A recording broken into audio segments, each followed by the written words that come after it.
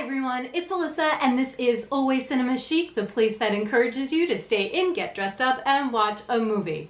So to me, the problem with a lot of romantic comedies is that they just aren't real. And then comes along The Big Sick. I can say this movie just made me so happy. The Big Sick stars Kumail Nanjiani, Zoe Kazan, Holly Hunter, and Ray Romano, and it's directed by Michael Showalter. And this really is the opposite of what you think a romantic comedy is. I will admit that I do enjoy a cheesy romantic comedy from time to time, but honestly, the good ones really are few and far between. And that's probably why they don't do so well in the movie theater, because they are, for the most part, absolutely ridiculous. But what makes this one so different is that the characters are so real, and I would be watching scenes and thinking, oh, those are my friends over there. Like, oh, I would forget I was watching a movie because it just felt so realistic to me. And what most romantic comedies are taking the characters and putting them into totally absurd situations and trying to find the humor here. But in this film, the humor came from the real life situations that the characters were going through, and you felt like you really were watching a burgeoning romantic relationship with all of the positive and negatives that go along with it. And what's crazy is that Kazan is actually in a coma for over half the movie, and yet it still totally succeeds as a romantic comedy. Although I do think this could be part of the reason why the movie really is so successful. So Kumail is a stand-up comic in Chicago, and it seems like he is on the verge of some kind of success. And one night during a set, Emily, who's played by Zoe Kazan, heckles him. But don't worry, only positive heckles here. And the two end up talking after he is done with the set. They hit it off, she goes back to his place, and by the next morning she's telling him that, she doesn't want to be in any kind of relationship, and he sort of hesitantly agrees. But as time goes on, they find that they just sort of fall into being in this relationship. And the real conflict in this film is that Kumail's family has no idea that he's dating Emily. And so for most of the movie, they are setting up appointments with women so that he can meet with them and they can figure out some kind of arranged marriage for him. So Kumail, being Pakistani, knows that his family will probably disown him if they find out that he's dating a white girl. And then Emily finds out that his family doesn't know about her. She's absolutely insulted. They get into a huge fight and they're in a pretty terrible spot. And as soon as you know it, he gets a call at 12:30 in the morning saying that Emily's in the hospital, and there even seems to be a part of him that's not sure if he should go because he doesn't really see a future with her.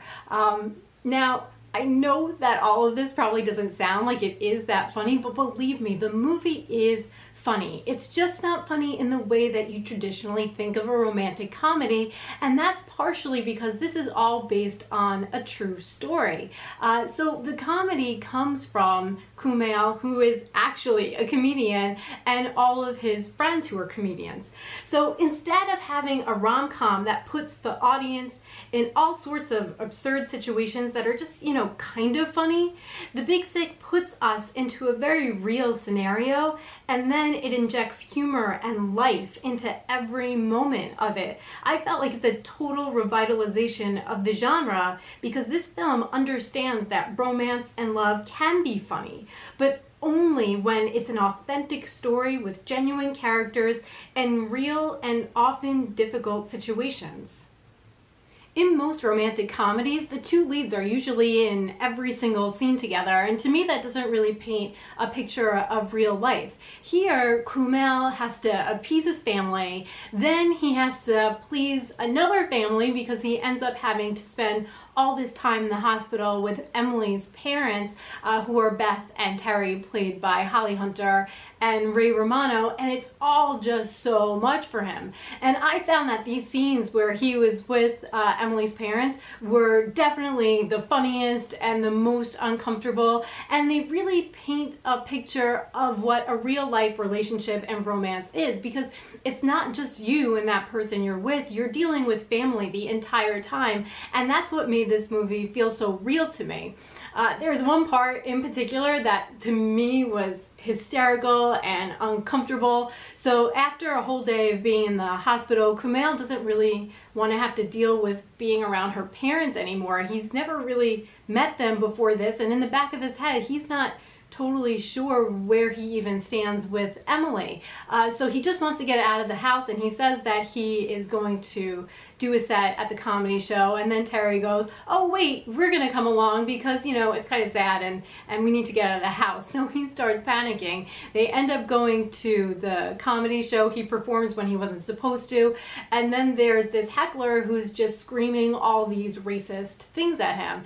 And what happens next was just honestly so funny. And all I'll say is that Holly Hunter and Ray Romano are just so great as her parents.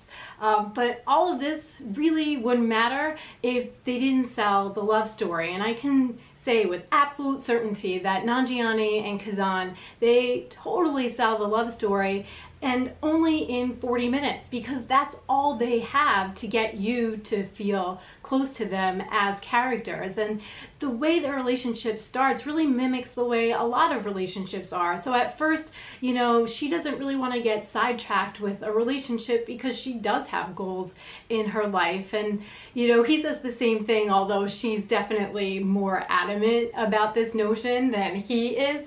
But the more you see them together watching like these bad B-horror movies, the more you see that they really are just perfect for each other.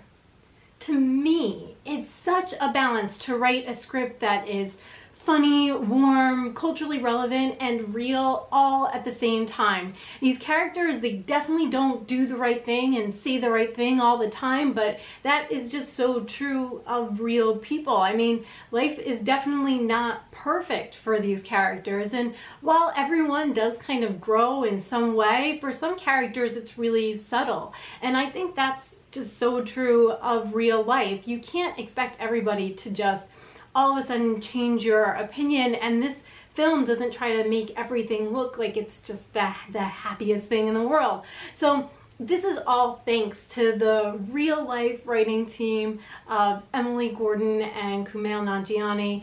They wrote this movie together, and I'm so happy that they were able to, and that they were able to tell this love story to the world, because it really is a love story that everyone should watch. And I wouldn't be surprised at all if this movie got nominated for an Academy Award for Best Original Screenplay, because it would totally deserve it. The realism in this film is so heightened, and it's such a timely story. I really think that everyone would appreciate it and enjoy it. So in terms of the grading, I would give The Big Sick for film and artistry an A-. It's definitely at the top of its class for the genre. It's very well written, the acting is outstanding, and I do think this is a movie that both men and women would like equally. So if you were a guy and you were on the fence with this film, I would definitely watch it. It's not a romantic comedy that's meant for girls at all. And in terms of watchability, I would definitely give this an A, because I enjoyed it so much. I haven't seen a romantic comedy I like this much since I've seen 500 Days of Summer. And if you consider La La Land a romantic comedy, which I don't, then I haven't seen such a great one since then. But this really is a gem within the genre, and I do hope that you all watch it. So if you've seen it, please leave a comment down below and tell me what you thought about the film. I would love to hear. As always, thank you guys so much for watching. If you could, please like this video, because that helps out so much. And if you haven't subscribed yet, please do subscribe. And remember, it is always in fashion to stay at home, get dressed up, and make it a cinema chic night. Thank you guys so much for watching.